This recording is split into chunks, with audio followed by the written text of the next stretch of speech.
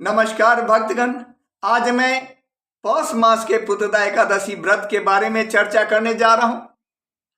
वैसे तो साल में 2 बार पुत्रदा एकादशी व्रत होता है।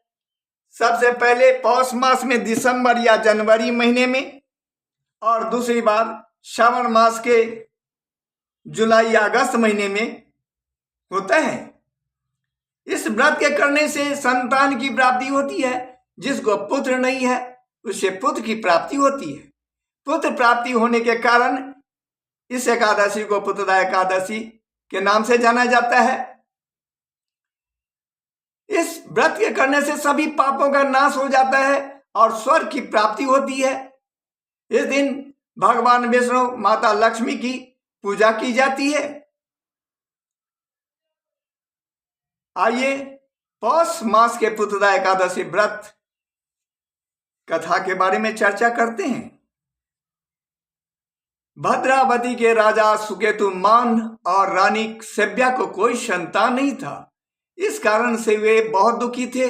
संतान प्राप्ति के लिए वे वन में चले गए।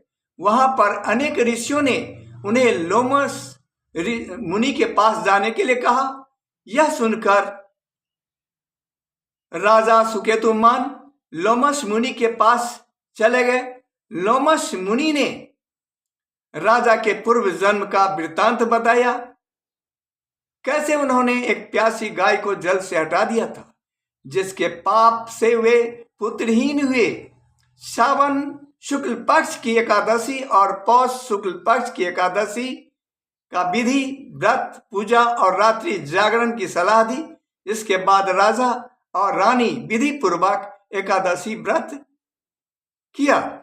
इस व्रत के प्रभाव से राजा सुकेतुमान को एक तेजस्वी पुत्र की प्राप्ति हुई।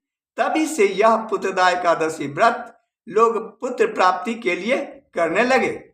इस वर्ष 2025 में पौष पुत्रदा एकादशी व्रत दिनांक 30 दिसंबर 2025 दिन मंगलवार को होगा। व्रत का पारण दिनांक 31 दिसंबर को होगा। पारण का समय 31 दिसंबर 2025 द्वादशी तिथि को दोपहर 1:29 से लेकर दोपहर 3:33 तक रहेगा।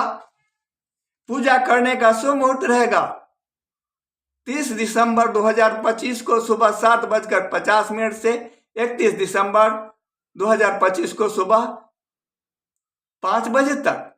तो भक्तगण, ये थी पौष मास के पुत्रदा एकादशी व्रत के बारे में जानकारी।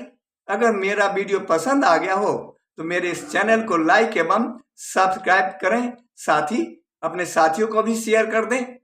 अगले वीडियो तक के लिए आपसे विदा चाहता हूं। जय भोलेनाथ।